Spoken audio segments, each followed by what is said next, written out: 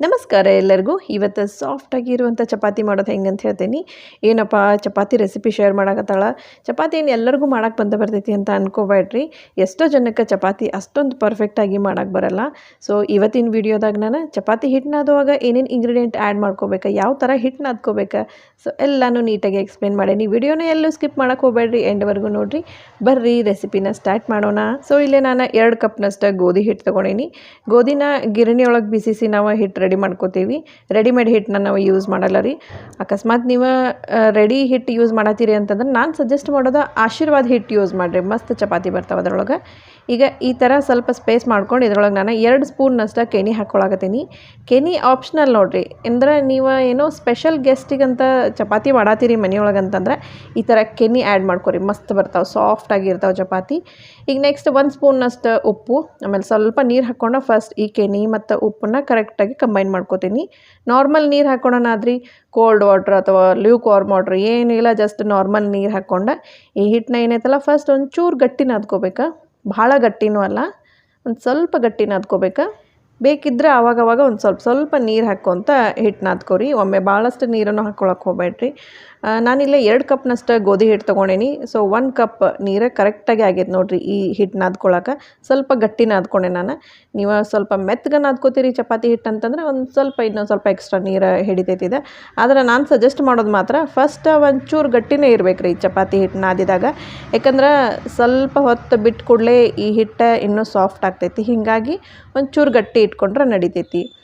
ಆಮೇಲೆ first time ಆಮೇಲೆ ನೀವು ಚಪಾತಿ ಮಾಡೋದು ಜಾಸ್ತಿ ರೂಢಿ ಇಲ್ಲ ಅಂತಂದ್ರೆ ಹಿಟ್ಟನ್ನ ಸ್ವಲ್ಪ ಗಟ್ಟಿ ನಾದ್ಕೊಂಡೇ ನೀವು ಚಪಾತಿ ಮಾಡ್ಕೊರಿ. ಮೆತ್ತಗಾತಂತಂದ್ರೆ ಲಟ್ಸಾಕೋದು ಬರೋದಿಲ್ಲ.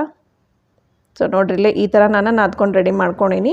ಈಗ ಈ ಹಿಟ್ಟಿಗೆ ಒಂದು ಸ್ವಲ್ಪ ನೀರು ಹಚ್ಕೊಂಡು ಒಂದು 15ರಿಂದ 20 ನಿಮಿಷ ಟೈಮ್ ಇತ್ತಂದ್ರೆ 1 ಅವರ್ವರೆಗೂ ರೆಸ್ಟ್ ಮಾಡಕ್ಕೆ ಬಿಡ್ರಿ. ಚಪಾತಿ ಹಿಟ್ಟು ಚಲೋ ನೆನಿತೈತಿ, ಎಷ್ಟು ನೆನಿತೈತಲ್ಲ ಅಷ್ಟು ಚಪಾತಿ ಸಾಫ್ಟಾಗಿ ಬರ್ತವೆ. ಮೇಲೆ ಒಂದು ಮುಚ್ಚಳ ಮುಚ್ಚಿ ನೆನೆಯಾಗಿ ಬಿಡ್ಬೇಕು. ಸೊ ನೋಡಿರಿ, ನಾನು ಆಲ್ಮೋಸ್ಟ್ ಒಂದು ಹಾಫ್ ಆನ್ ಅವರೇ ಬಿಟ್ಟಿದ್ದೆ. ಈಗ ನೆಕ್ಸ್ಟ್ 1 ಸ್ಪೂನಷ್ಟು ಆಯಿಲ್ ಹಾಕ್ಕೊಂಡು ಈಗ ಹಿಟ್ಟು ಗಟ್ಟಿ ನಾದ್ಕೊಂಡಿದ್ದೆ ಅಲ್ಲ, ಈಗ ಇದನ್ನು ನಾವು ಮಿದ್ಕೊಂಡು ಸ್ವಲ್ಪ ಸಾಫ್ಟ್ ಮಾಡ್ಕೋಬೇಕು. ಸ್ವಲ್ಪ ನೀರು ಹಾಕ್ಕೊತ ನಾನು ಒಂದು ಸ್ವಲ್ಪ ಈ ಹಿಟ್ಟನ್ನ ಸಾಫ್ಟ್ ಮಾಡ್ಕೋತೀನಿ. ಜಾಸ್ತಿ ನೀರು ಹಾಕ್ಕೊಳ್ಳೋದಿಲ್ಲ, ಯಾಕಂದ್ರೆ ಭಾಳ ಹಿಟ್ಟು ಮೆತ್ತಗಾಯ್ತು ಅಂತಂದ್ರೆ ಲಟ್ಸಾಕೂ ಅಷ್ಟೊಂದು ಕರೆಕ್ಟಾಗಿ ಬರೋದಿಲ್ಲ ರೀ. ಸೊ ನೋಡಿರಿ ಈ ಥರ ಇದನ್ನು ಮಿದ್ಕೊಂಡು ಈ ಹಿಟ್ಟನ್ನ ರೆಡಿ ಮಾಡ್ಕೋಬೇಕು.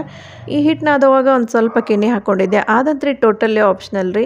ಯಾಕಂದರೆ ಎವ್ರಿಡೇ ನಾವು ಕೆನೆ ಹಾಕಿ ಚಪಾತಿ ಮಾಡೋಕ್ಕಾಗಲ್ಲ. ಏನೋ ಮನೆಗೆ ಸ್ಪೆಷಲ್ ಗೆಸ್ಟಿಗೆ ಲಂಚ್ ಅಥವಾ ಡಿನ್ನರಿಗೆ ನೀವು ಇನ್ವೈಟ್ ಮಾಡಿರಿ ಅಂತಂದರೆ, ಒಂದು ಸ್ಪೆಷಲ್ ಏನೋ ಸಬ್ಜಿ ಮಾಡಿರಿ ಅಂತಂದ್ರೆ ಆ ಟೈಮ್ನಾಗ ಒಂದು ಸ್ವಲ್ಪ ಕೆನೆ ಹಾಕಿ ನೀವು ಚಪಾತಿ ಮಾಡ್ಬೋದು, ಮಸ್ತ್ ಬರ್ತಾವೆ. ಸೊ ನೋಡ್ರಿ ಇಲ್ಲೇ ನಾನು ಒಂದು ಸ್ವಲ್ಪ ನೀರು ಹಾಕ್ಕೊಂತ ನಾನು ಈ ಥರ ಹಿಟ್ಟನ್ನ ಮಿದ್ಕೊಂಡೇನಿ. ಟೈಮ್ ಹಚ್ಚಿ 4 to 5 ಮಿನಿಟ್ಸ್ ಈ ಚಪಾತಿ ಹಿಟ್ಟನ್ನ ಮಿದ್ಕೋಬೇಕಂದ್ರೆ ಮಸ್ತ್ ಸಾಫ್ಟ್ ಬರ್ತಾವೆ ರೀ.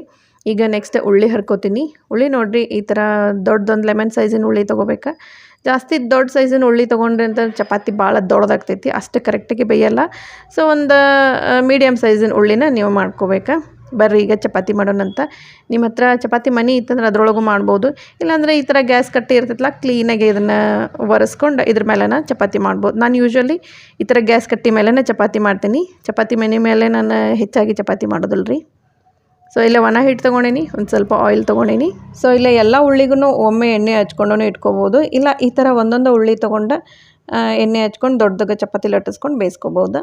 ಸೊ ಫಸ್ಟ್ ಈ ಥರ ಉಳ್ಳಿ ತೊಗೊಂಡು ರೌಂಡ್ ಶೇಪ್ ಮಾಡ್ಕೋತೀನಿ. ಇದನ್ನು ನೀಟಾಗಿ ಮಿದ್ಕೊಂಡು ರೌಂಡ್ ಮಾಡ್ಬೇಕು. ನೋಡಿರಿ ಹಿಟ್ಟು ಎಷ್ಟು ಚಲೋ ಆಗಿತ್ತಂದ್ರೆ ಬೆಣ್ಣೆ ಹಿಡ್ದಂಗೆ ಆಗತ್ತೈತೆ ನೋಡಿರಿ ಕೈಯೊಳಗೆ. ಈಗ ಫಸ್ಟ್ ಒಣ ಹಿಟ್ಟು ಹಚ್ಕೋತೀನಿ. ನೀಟಾಗಿ ಎಲ್ಲ ಕಡೆ ಒಣ ಹಿಟ್ಟು ಹಚ್ಕೋಬೇಕು. ಒಂದು ಸ್ವಲ್ಪ ರೌಂಡಾಗೆ ಲಟ್ಟಿಸ್ಕೋತೀನಿ ರೀ. ನೀವು ಲಟ್ಟಿಸ್ಕೋಬೋದು, ಇಲ್ಲಾಂದರೆ ಕೈಯಿಂದನೇ ಸ್ವಲ್ಪ ಪ್ರೆಸ್ ಮಾಡಿ ಇದನ್ನು ರೌಂಡ್ ಶೇಪ್ ಕೊಡ್ಬೋದು. ನಾನು ಅಂತೂ ಲಟ್ಟಿಸ್ಕೋತೀನಿ ರೀ, ನಂಗೆ ಲಟ್ಸಿನ ರೂಢಿ ಐತಿ. ಈ ಥರ ಉದ್ಕ ಲಟ್ಟಿಸ್ಕೋತೀನಿ. ನಿಮ್ಗೆ ಒಂದು 2-3 ಥರ ಈ ಚಪಾತಿ ಹಿಟ್ಟಿಗೆ ಎಣ್ಣೆ ಹೆಂಗೆ ಹಚ್ಚೋದು ಅಂತ ಹೇಳ್ತೀನಿ. ಸೊ ಈ ಹಿಟ್ಟು ಇರ್ತೈತಲ್ಲ, ಸ್ವಲ್ಪ ಒಣ ಹಿಟ್ಟು ಜಾಸ್ತಿ ಇರ್ತೈತಲ್ಲ, ಆ ಸೈಡ ಎಣ್ಣೆ ಹಚ್ಕೋಬೇಕು. ನೋಡಿರಿ ಇದ್ರ ಮೇಲೂ ಒಂದು ಸ್ವಲ್ಪ ಒಣ ಹಿಟ್ಟು ಉದುರಿಸ್ಕೋಬೇಕು. ಹಿಂಗೆ ಒಣ ಹಿಟ್ಟು ಉದುರಿಸಿದ್ರೆ ಅಷ್ಟೇ ನೋಡಿರಿ ಚಪಾತಿ ಚಲೋ ತಂಗೆ ಉಬ್ತಾವೆ, ಇಲ್ಲಾಂದ್ರೆ ಉಬ್ಬಲ್ಲ. ಈಗ ಇದನ್ನೇನು ಎಂಡ್ ಇರ್ತೈತಲ್ಲ ಕರೆಕ್ಟಾಗಿ ನೀಟಾಗಿ ಸೀಲ್ ಮಾಡ್ಕೊಂಬಿಡ್ಬೇಕು. ಸೊ ನೋಡಿರಿ ಈ ಥರ ಒಂದು ಉಳ್ಳಿ ಮಾಡ್ಕೋಬೋದು. ನೆಕ್ಸ್ಟ್ ಇನ್ನೊಂದು ಥರ ಹೆಂಗಂತಂದ್ರೆ ಇದನ್ನ ರೌಂಡಾಗೆ ಲಟ್ಟಿಸ್ಕೋಬೇಕು ರೀ. ನೋಡಿರಿ ಈ ಥರ ದೊಡ್ಡದಾಗೆ ಸ್ವಲ್ಪ ದೊಡ್ಡದಾಗಿ ಮತ್ತು ರೌಂಡ್ ಲಟ್ಟಿಸ್ಕೋಬೇಕು. ನೆಕ್ಸ್ಟ್ ಇದಕ್ಕೂ ಆಯಿಲ್ ಹಚ್ಕೋತೀನಿ. ಆಮೇಲೆ ನೆಕ್ಸ್ಟ್ ಸೇಮ್ ಒಣ ಹಿಟ್ಟು ಹಚ್ಕೋಬೇಕು. ಇದನ್ನ ಟ್ರಯಾಂಗಲ್ ಶೇಪ್ ಒಳಗೆ ಈ ಥರ ಫೋಲ್ಡ್ ಮಾಡ್ಕೋಬೇಕು. ಇದನ್ನು ಈ ಥರ ಸೀಲ್ ಮಾಡ್ಕೋಬೇಕ್ರಿ, ಅಂದ್ರೆ ಈ ಚಪಾತಿ ಚಲೋ ಉಬ್ತೈತಿ, ಇಲ್ಲಾಂದ್ರೆ ಉಬ್ಬೋದಲ್ಲ ರೀ. ನಿಮ್ಗೆ ಇನ್ನೂ ಒಂದು ಈಸಿ ವೇ ಹೇಳ್ತೀನಿ. ನೋಡಿರಿ ಈ ಥರ ಇದನ್ನು ರೌಂಡಾಗೆ ಲಟ್ಟಿಸ್ಕೋಬೇಕಾ, ಜಾಸ್ತಿ ದೊಡ್ಡದೇನಿಲ್ಲ, ಈ ಥರ ನೀಟಾಗಿ ಒಂದು ರೌಂಡ್ ಶೇಪ್ ಒಳಗೆ ಲಟ್ಟಿಸ್ಕೋಬೇಕಾ ನೋಡಿರಿ ಈ ಥರ. ಈಗ ನೆಕ್ಸ್ಟ್ ಇದ್ರ ಮೇಲೆ ಒಂದು ಸ್ವಲ್ಪ ಆಯಿಲ್ ಹಚ್ಕೋಬೇಕು. ಸೇಮ್ ನಾವು ಪರೋಟ ಅಥವಾ ಹೋಳ್ಗೆ ಯಾವ ಥರ ಫಿಲ್ ಮಾಡ್ತೇವಲ್ಲ ಅದೇ ಥರ. ಈಗ ಒಂದು ಸ್ವಲ್ಪ ಒಣ ಹಿಟ್ಟು ಹಚ್ಕೊಂಡು ನೋಡಿರಿ ಈ ಥರ ಇದನ್ನು ಫೋಲ್ಡ್ ಮಾಡ್ಕೊಂಡು ಇದನ್ನು ಸೀಲ್ ಮಾಡ್ಕೊಂಬಿಡ್ಬೇಕು. ಈ ಚಪಾತಿ ಮಾತ್ರ ಮಸ್ತ್ ಉಬ್ಬತೈತ್ರಿ ಇದು. ಉಳ್ದಿದ್ದು ಯಾವ ಚಪಾತಿ ಉಬ್ತಾವೋ ಇಲ್ಲ ಗೊತ್ತಿಲ್ಲ, ಈ ಥರ ನೀವು ಎಣ್ಣೆ ಹಚ್ಕೊಂಡಿದ್ದು ಚಪಾತಿ ಮಾತ್ರ ಮಸ್ತ್ ಉಬ್ತೈತಿ. ಸೊ ಇದನ್ನು ಲಟ್ಟಿಸ್ಕೊಂಡ್ಬಿಡ್ತೇನೆ ನಾನು. ಆಮೇಲೆ ಭಾಳ ತೆಳ್ಳಗನೂ ಲಟ್ಟಿಸ್ಕೋಬಾರ್ದ್ರಿ ಚಪಾತಿ. ನೀವು ತೀರಾ ತೆಳ್ಳಗೆ ಲಟ್ಟಿಸ್ಕೊಂಡ್ರಿ ಅಂತಂದ್ರೆ ಚಪಾತಿ ಬಿರುಸು ಬರ್ತಾವೆ, ಆಮೇಲೆ ಚಲೋ ಉಬ್ಬುದಿಲ್ಲ ರೀ. ಒಂಚೂರು ಅಂದ್ರೆ ಭಾಳ ದಪ್ಪನೂ ಅಲ್ಲ, ಒಂದು ಸ್ವಲ್ಪ ಸ್ಲೈಟಾಗೆ ಸ್ವಲ್ಪ ದಪ್ಪಿಟ್ಟು ಲಟ್ಟಿಸ್ಕೋಬೇಕು. ಆಮೇಲೆ ಚಪಾತಿ ಲಟ್ಸೋವಾಗ ಏನೈತಲ್ಲ ಅಗ್ದಿ ಲೈಟ್ ಹ್ಯಾಂಡ್ ಲಟ್ಟಿಸ್ಕೋಬೇಕ್ರಿ. ಇದನ್ನು ಜಾಸ್ತಿ ಪ್ರೆಷರ್ ಹಾಕಿ ಲಟ್ಸಿದೆ ಅಂತಂದ್ರೆ ಅಷ್ಟು ಕರೆಕ್ಟಾಗಿ ಚಪಾತಿ ಬರೋದಿಲ್ಲ. ನೀವು ಲಟ್ಸಿದ ಚಪಾತಿ ರೌಂಡ್ ಶೇಪ್ ಒಳಗೆ ಬರೋಲ್ಲ ಅಂದರೆ ಈ ಥರ ಎಣ್ಣೆ ಹಚ್ಕೊಂಡು ಮಾಡಿರಿ. ಸೊ ಇಷ್ಟು ತೆಳಗೆ ಲಟ್ಟಿಸ್ಕೊಂಡೆ ನಾನು. ಈಗ ಏನೈತಲ್ಲ ಈ ಪಾರ್ಟ್ ಏನೈತಲ್ಲ ತೆವಿ ಮೇಲೆ ಬರ್ಬೇಕ್ರಿ, ಇದು ಆ ಥರ ಹಾಕ್ಬೇಕಾ. ಸೊ ಈ ಪಾರ್ಟ್ ಏನೈತಲ್ಲ ತೆವಿ ಮೇಲೆ ಬರ್ಬೇಕು. ತೆವಿಗೆ ಒಂದು ಸ್ವಲ್ಪ ಆಯಿಲ್ ಹಚ್ಚಿ ಈ ಆಯಿಲ್ ಎಲ್ಲನೂ ನಾವು ಒರೆಸ್ಕೊಂಡ್ಬಿಡ್ತೀನಿ. ಏನಂದ್ರೆ ಒಂದು ಸ್ವಲ್ಪ ಒಣ ಹಿಟ್ಟು ಏನು ಹತ್ತಿರ್ತೈತಲ್ಲ ಆ ಪಾರ್ಟನ್ನು ನೀವು ತೆವಿ ಮೇಲೆ ಹಾಕ್ಕೋಬೇಕು. ಅಂದ್ರನ ಚಪಾತಿ ತೆವಿಗೆ ಅಂಟ್ಕೊಳ್ಳೋದಿಲ್ಲ ರೀ. ಕೆಲವೊಂದು ಟೈಮ್ ಏನಂತಂದ್ರೆ ಚಪಾತಿ ಅಂಟ್ಕೊಂಡ್ಬಿಡ್ತಾವಲ್ಲ ಹಾಕಿದ ಕೂಡಲೇ. ಈ ಥರ ಮಾಡೋದ್ರಿಂದ ಚಪಾತಿ ಅಂಟ್ಕೊಳ್ಳಲ್ಲ. ಒಂದು ಸ್ವಲ್ಪ ಬೇಯ್ದ ಕೂಡಲೇ ಇದನ್ನು ಟರ್ನ್ ಮಾಡ್ಕೊಂಬಿಡ್ಬೇಕು. ಆಮೇಲೆ ಈ ಪಾರ್ಟಿಗೆ ಒಂದು ಸ್ವಲ್ಪ ನೀವು ಆಯಿಲ್ ಹಚ್ಕೊಂಡ್ಬಿಡ್ಬೇಕು ನೋಡಿರಿ ಈ ಥರ. ಆಮೇಲೆ ಈ ಚಪಾತಿ ಬೇಯಿಸೋವಾಗ ಏನೈತಲ್ಲ ಗ್ಯಾಸ್ ಹೈ ಫ್ಲೇಮನ್ನೇ ಇರಬೇಕು ರೀ. ಯಾವಾಗಿದ್ದರೂ ನೀವು ಮೀಡಿಯಮ್ ಅಥವಾ ಲೋ ಫ್ಲೇಮ್ ಒಳಗೆ ಚಪಾತಿ ಬೇಯಿಸ್ತೀರಿ ಅಂತಂದ್ರೆ ಅದು ಬೇಗ ಬೇಯೋದಿಲ್ಲ. ಆ ಥರ ಬೇಯಿಸಿ ಚಪಾತಿ ಏನೈತಲ್ಲ ಬಿರುಸಾಗ್ತಾವ್ರಿ ಅವ, ಅದು ತಿನ್ನೋಕೆ ಅಷ್ಟೂ ಸರಿ ಅನ್ಸೋದಿಲ್ಲ. ನೋಡಿರಿ ಈ ಥರ ಎಲ್ಲ ಕಡೆನೂ ನೀವು ಟರ್ನ್ ಮಾಡಿ ನೀಟಾಗೆ ಎಂಡ್ ಏನಿರ್ತೈತಲ್ಲ ಎಡ್ಜಸ್ ಏನಿರ್ತೈತಲ್ಲ ಅದನ್ನು ಬೇಯಿಸ್ಕೊಂಡ್ಬಿಡ್ಬೇಕು. ಆಮೇಲೆ ಚಪಾತಿ ಲಟ್ಸೋವಾಗ ಏನೈತಲ್ಲ ನೀವು ಕೇರ್ಫುಲ್ಲಾಗಿ ದಂಡಿ ಲಟ್ಟಿಸ್ಕೋಬೇಕ್ರಿ ಯಾವಾಗಿದ್ರು. ಅಂದ್ರೆ ಮಿಡಲ್ ಪಾರ್ಟ್ ಅಂದ್ರೆ ನೀವು ಲಟ್ಟಿಸ್ಕೊಂಡಿರ್ತೀರಿ. ಆಮೇಲೆ ಚಪಾತಿ ಬೇಯಿಸೋವಾಗ ತೆವಿ ಚಲೋ ಕಾದಿರ್ಬೇಕ್ರಿ. ದಪ್ಪನ ತೆವಿನೇ ಯೂಸ್ ಮಾಡಿರಿ, ಚಪಾತಿ ಮಸ್ತ್ ಬೇಯ್ತಾವ. ತೆಳ್ಳನ ತೆವಿ ಒಳಗೆ ಚಪಾತಿ ಬೇಗ ಹೊತ್ತು ಬಿಡ್ತಾವ. ಆಮೇಲೆ ನೋಡಿರಿ ಈ ಥರ ನೀಟಾಗೆ ದಂಡಿ ಎಲ್ಲ ಬೇಯಿಸ್ಕೋಬೇಕು.